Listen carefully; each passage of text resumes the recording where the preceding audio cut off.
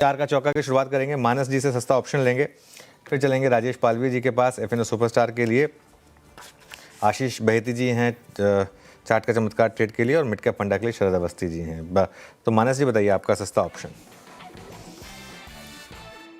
तो देखिए, सस्ता ऑप्शन के लिए अपोलो हॉस्पिटल्स के कॉल ऑप्शन में खरीदारी करनी है।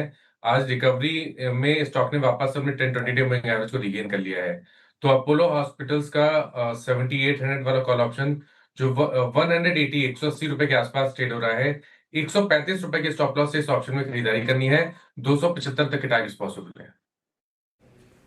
ओके, अपोलो हॉस्पिटल 7800 की कॉल, पूरा का पूरा हॉस्पिटल सेगमेंट जो है इस वक्त बहुत स्ट्रॉन्ग मूव प्रोवाइड कर रहा है। राजेश पाले जी, आपका एफएनओ सुपरस्टार क्या पिक कर रहे हैं आप? तो वीरेन जी, यहाँ पे अगेन फार्मा स्पेस पे ही फोकस है और हमें लगता है फार्मा एक स्टेबल स्पेस यहाँ पे देखने को मिल रही है इस वोलेटिलिटी में भी। टोरेंट फार्मा पे बाय करने की सलाह। स्ट्रक्चर स्ट्रॉन्ग है, स्टॉक एक अप स्लोपिंग चैनल में ट्रेवल कर रहा है डेली चार्ट पे। जिस तरीके के सेटअप है, हमें लगता है ये स्टॉक में नेक्स्ट टारगेट जो बन सकता है 4450 4460 की तरफ। On the downside stop loss suggest करेंगे करीब 4340 के आसपास।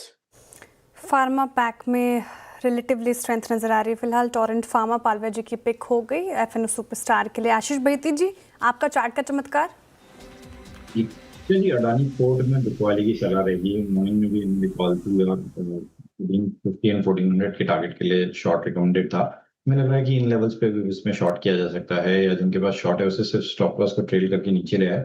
अब जो स्टॉप लॉस मेंटेन करना चाहिए वो एक्जैक्टली 1450 का एसएल मेंटेन करे, जो कि फर्स्ट टारगेट था। और नीचे में अब जो रिवाइज टारगेट रहेंगे इसके, वो 1390 और 1360 तक के भी देखे जा सकते हैं इसमें।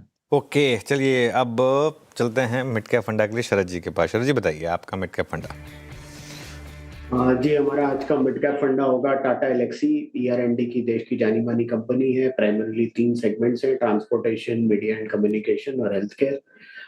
ट्रांसपोर्टेशन में SDV प्रोग्राम जो चल रहा है सॉफ्टवेयर डिफाइंड व्हीकल का, उसको जैसे जैसे रैंप अप करते हैं उसका फायदा इंप्रूव मार्जिन में और ग्रोथ में दिखना चाहिए। बड़ी डील साइन की है Mercedes Benz, Suzuki, European OEMs के साथ, जिसका असर सामने आने वाले समय में दिखना चाहिए। कम्युनिकेशन में भी $100 मिलियन के आसपास की एक बड़ी डील साइन की है। न्यूरॉन के संग एक नेटवर्क ऑटोमेशन की डील साइन की है। प्लस हेल्थ केयर में भी कुछ GenAI powered regulatory flow workflows वगैरह पे वो काम कर रहे हैं। ये सबका फायदा हमें लगता है आने वाले समय में दिखना चाहिए नंबर्स में।